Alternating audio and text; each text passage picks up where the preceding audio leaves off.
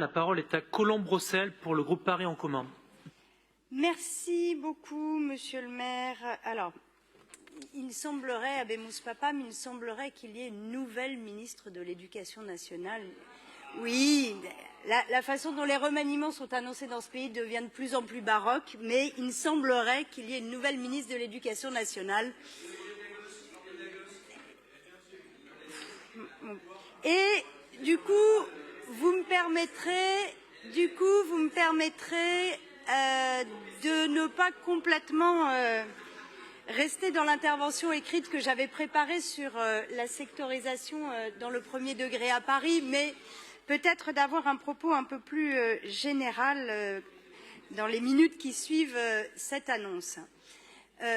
D'abord parce que cette nouvelle ministre de l'Éducation nationale, elle va avoir un certain nombre de sujets à traiter et à traiter urgemment à Paris. Et ces sujets sont en lien avec le travail qui a été fait de sectorisation. La première chose qu'elle va avoir à faire, c'est à revenir sur la décision absolument ahurissante qui a été faite il y a de cela quelques semaines, dans des conditions qui ont été rappelées par Jean-Noël Aquois, qui elles aussi sont baroques, de revenir sur les fermetures de classes et sur les baisses de DAG, et donc les fermetures de divisions qui sont annoncées à Paris. Elle a le devoir de le faire parce que cette stratégie qui consiste à n'envisager l'éducation des petits Parisiens et des petites Parisiennes avec une visée comptable est une stratégie est une stratégie de court terme et une stratégie délétère. Je rappelle les chiffres, il faut quand même qu'on les ait en tête. Aujourd'hui, on entend parler de 125 suppressions de postes et 118 suppressions de postes, selon qu'on parle du premier ou du second degré.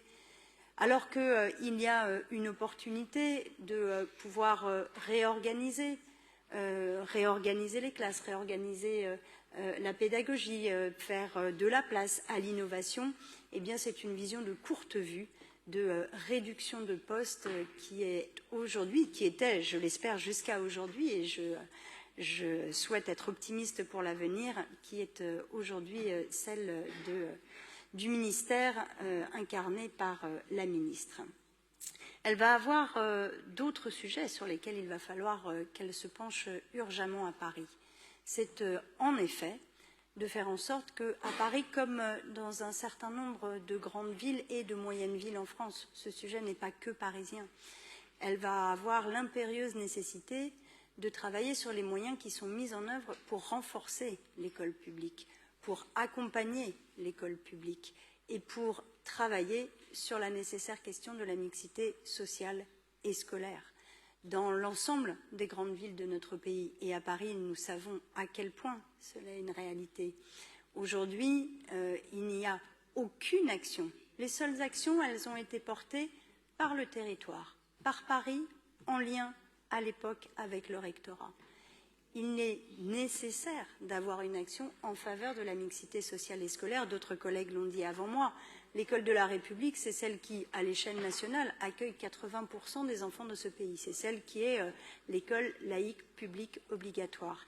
C'est celle qui permet de faire du commun. Et dans ce pays, on a besoin de faire du commun. On a besoin de faire des destins communs. On a besoin de lutter contre les inégalités de destin. Et donc, il y a un impératif absolu, c'est de travailler à ce que la mixité sociale et scolaire soit un sujet porté par la nouvelle ministre, avec les moyens qui vont avec une politique d'égalité de traitement entre l'enseignement public et l'enseignement privé, avec un rôle qui est celui de la ministre et son ministère de contrôle du financement de l'enseignement privé. Si l'enseignement privé est financé aujourd'hui à 76% par de l'argent public, alors il est inconcevable qu'on puisse lire dans un rapport de la Cour des comptes que personne n'est capable de produire la moindre évaluation des contrats d'association qui sont signés entre l'État et l'ensemble des écoles, collèges et lycées de l'enseignement privé. Et puis, il me reste 10 secondes pour le dire. Là, pour le coup, on n'est plus en lien avec la délibération. Il va falloir revenir sur cette catastrophe absolue qui est aujourd'hui à l'œuvre depuis aujourd'hui même, avec le passage en force, en CSE, de l'ensemble des absurdités, je ne trouve pas d'autre mot, qui sont portées par ce gouvernement, sur la mise en place au collège de groupes de niveau qui consistent à faire une école à 2 vitesses, celle pour les bons, celle pour les moins bons, alors que le rôle de l'école, c'est justement d'accompagner chacun dans des parcours et vers des parcours de réussite. Les décrets passés en force tout autant sur la labellisation des livres scolaires, comme si nous étions dans un régime autoritaire dans lequel les livres scolaires, qui sont établis sur la base des programmes, devaient faire l'objet d'une labellisation uniquement par le ministère et par un conseil qui l'aurait lui-même nommé. Bref, Madame la nouvelle ministre, puisque manifestement vous avez été nouvellement nommée, vous avez beaucoup de travail sur la planche pour pouvoir faire en sorte que l'école publique soit renforcée.